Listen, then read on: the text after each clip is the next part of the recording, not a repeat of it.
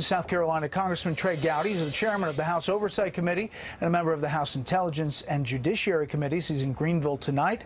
Congressman, thanks for being here. Yes, sir. Thank you. I think I left out ethics. You're on every committee, I guess. Yes, sir. Thanks for being here. Listen to this soundbite from a hearing.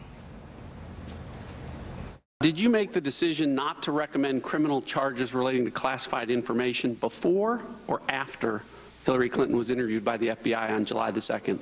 After. If colleagues of ours believe I am lying about when I made this decision, please urge them to contact me privately so we can have a conversation about this. All I can do is tell you again, the decision was made after that because I didn't know what was going to happen in that interview. Well, now the FBI has come out with these documents that suggest that that decision was made well before that time.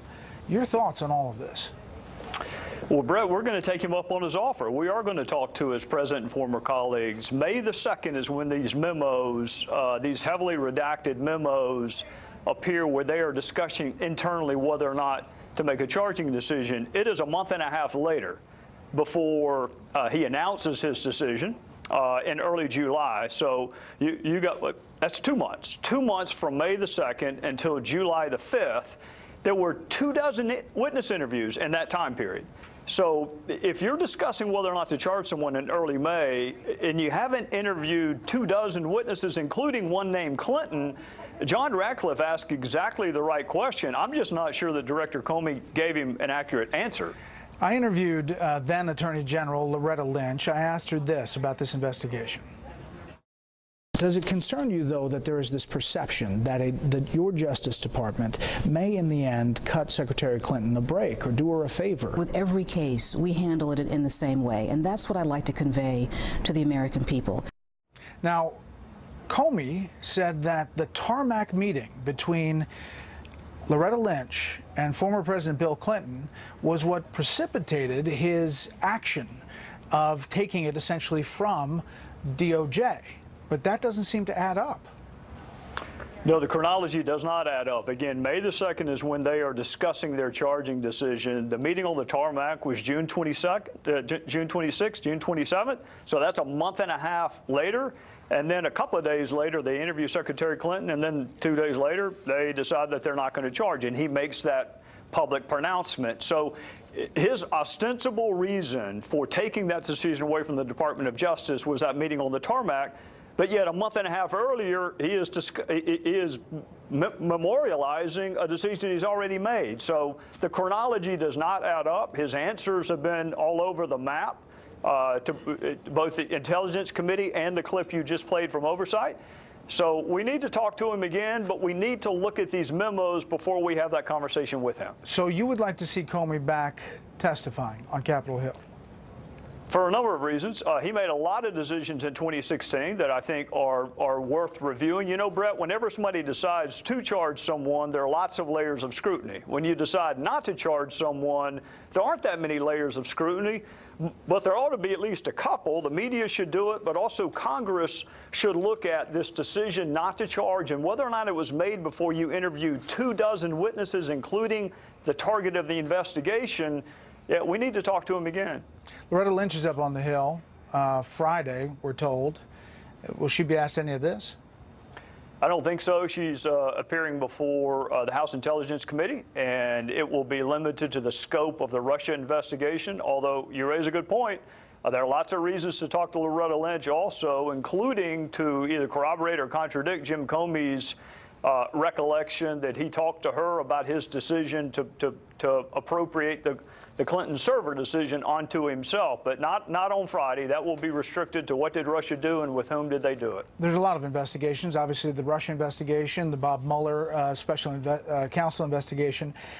You are also looking and have talked to the former ambassador to the United Nations, Samantha Power. We reported that she requested, or her office requested, some 260 plus efforts to unmask, in other words, get who was talking and picked up in surveillance. How did she answer that question? Why so many? Well, I'll tell you broadly, Brett, I think if she were on your show, she would say those requests to unmask may have been attributed to her, but they greatly exceed by an exponential factor the request she actually made. So that's her testimony, and she was pretty emphatic in it.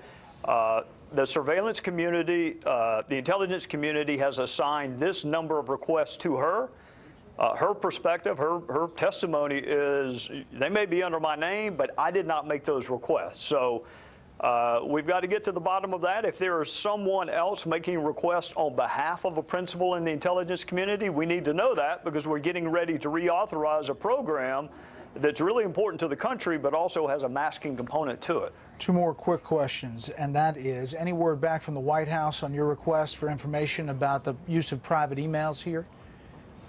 Yes, sir. On the issue of private email and private travel, we have 3 categories: fully complied, partially complied, and ain't really done a good job yet. The third category, we have written those agencies back and said, okay, you didn't respond the first time, this is number 2, and if you don't do it number 2, the word's going to start with an S and rhyme with subpoena. Lastly, there are Democrats, and social media is picking it up, that this White House, this president, hasn't really talked about what happened in Niger with these 4 special forces soldiers who were killed. People bringing up your name for the investigation into Benghazi. Your thoughts on that and why we don't know anything? Well, with respect to Benghazi, we looked at what happened in Libya, 2 years after it happened, and after 4 or 5 other congressional committees had tried to look into it, but without much success. So we're not 2 years down the road in terms of what happened in Niger. I want to know what happened anytime any American citizen, particularly a soldier, loses his or her life on the battlefield. That would be Armed Services Committee. It might be the House Intelligence Committee. We're nowhere near needing a select committee, which is what I was on. But it also hasn't been 2 years, and we didn't have a false video narrative, and no one was emailing their daughter with a different explanation than the one that they were giving the public. So I get that my Democrat friends are obsessed with Benghazi. The report's been out for a while. I would encourage them to read it. It's a little early to start drawing that analogy. Just bring it up because it came up on a couple of interviews I just listened to before I came on. Mr. Chairman, we appreciate your time. We'll follow up on all of these issues coming up. Thanks a lot. Yes, sir. Thank you. Up next.